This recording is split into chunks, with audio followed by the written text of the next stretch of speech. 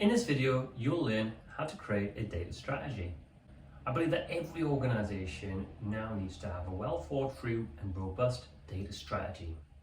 Data has become one of the most important and valuable assets a company owns today.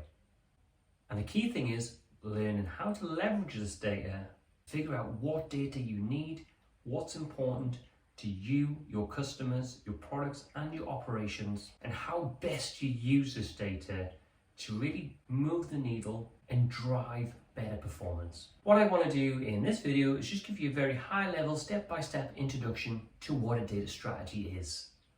My hope is you can use this as a starting point to look into developing your own data strategy for your own organization. Now for me, it has to start with a business strategy and what your business needs to do. Who are your competitors? Where are the key opportunities that your organization wishes to exploit? And how can data support that? After looking at and understanding the business strategy, I tend to look at things from 4 different perspectives. And the first one is all about customers. Understanding your customers better and more intuitively is getting more and more important and can really act as a differentiator in the market today. Lots of organizations I do work for, major retailers for example, are now trying to segment customers into micro segments, almost individual targeted messages based upon that customer's buying behavior in the past and what they're most likely to do next, whereas previously based upon more common data points such as age, gender, location, etc. Understanding who your customers are, what they might buy next, or the next best action really helps you target those customers effectively and add value, importantly, to what your customers are looking for. Once you've understood that, the second perspective I apply then is to understand how to offer better or more smarter products or services to your customers. And you can use data in a number of ways to fine-tune customer experiences and, as I mentioned earlier, to add additional value. And the companies are really great at doing this: Google, Amazon, etc., predicting what you might buy next before you even have thought of it on your own. The next perspective is internally focused. How can you use data to improve your internal operations? This could be reducing risk. It could be making decisions faster, quicker, smarter. It could be time to market, speed to value, getting your products from a requirements document through out into delivering data services internally to help you and your teams reach their goals and objectives. So using your data to improve operations, whether that increase sales, improve marketing, streamline your manufacturing processes, or improve customer retention and staff attrition. They're all common use cases that I've worked on with my clients in the past. And the final perspective I apply is around data monetization. And you may have seen the video I produced recently. If not, I'll put a little banner at the top of the screen now so you can check that out. And it includes 3 steps to monetizing data for your organization. But for me, when developing a data strategy, this is probably the 4th and final perspective I look at. How can we leverage those internal data assets more effectively, packaging them up and offer them to the market in a competitive marketplace to create new revenue streams. So they're my 4 different perspectives I apply. First of all, you understand the customer more intuitively and in detail. So then you can offer them smarter services or products. You look to improve internal operations and reduce risk.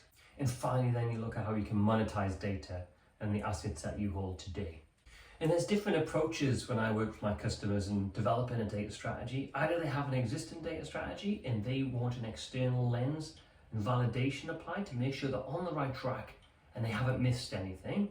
The other common way that I help my customers is run a series of workshops and key stakeholder focused interviews to really draw out new insights and understand where that organization needs to get to at both a strategic and tactical level to be able to develop and craft a data strategy with an overarching vision, mission and goals and strategic objectives that really kind of set the tone for data within the organization. As part of those conversations, we'll naturally get into discussions around key use cases that have either been historically really hard to deliver upon because of access to data or legacy technology or various other constraints, holding the teams back, or there'll be new use cases because there's been a shift or a move to more modern cloud-based technology and tools, which has opened up the door to accessing new data in different ways. And now with elastic scalable processing power in the cloud, you can do a lot more with the data that you've got at your fingertips.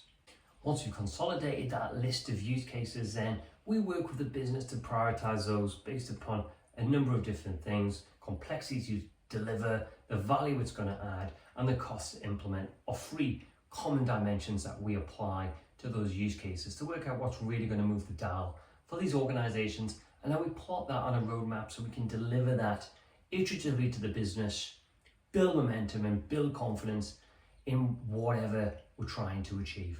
So really, when you break it down, it gets quite simple.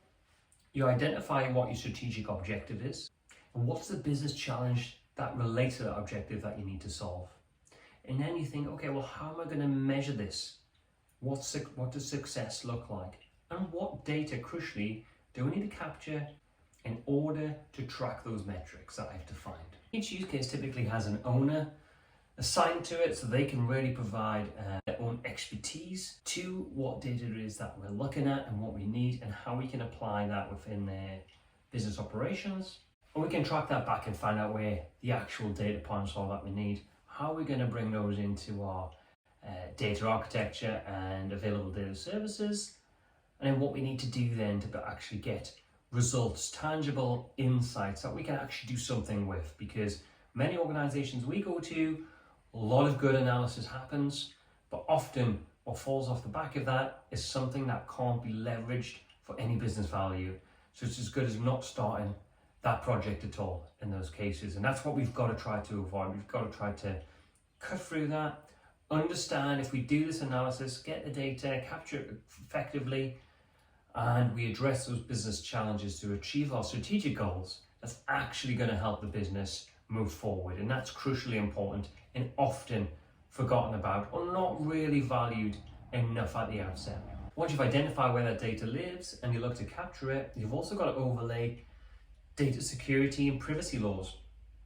Things like GDPR. So if you're capturing PII or personally identifiable information about specific customers, for example, you need to make sure you're treating that with care and within the boundaries of the law and any of the regulations that apply to your particular sector. And then if that technology capability doesn't exist to allow you to analyze that data effectively, you need to address those shortcomings.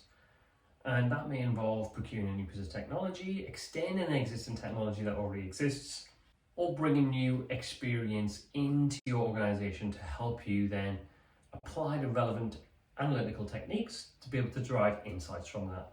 And so let's assume you have a whole list of data-related use cases.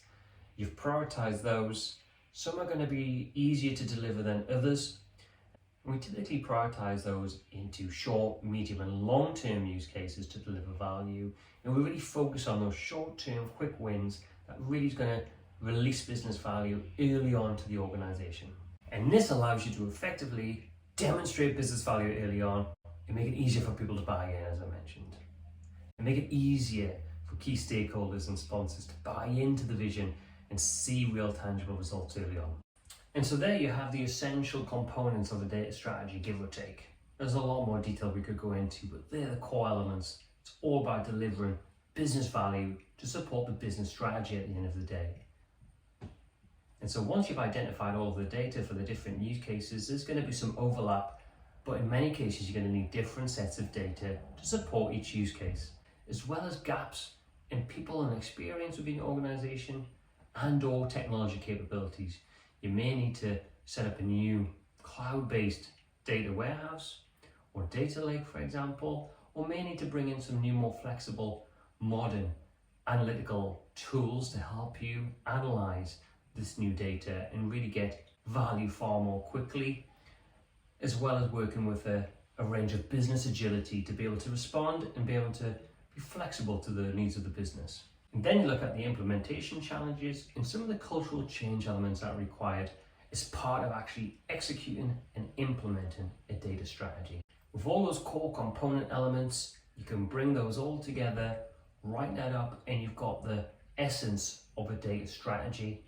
As I mentioned, you can go into a lot more detail about it, but in this video, I wanted to give you the key activities and key points I focus on when developing a data strategy. And there's a lot of other videos on my channel that can really help you when starting to think about developing a data strategy. I hope you found that useful. If you did, please don't forget to like and subscribe. New videos coming soon.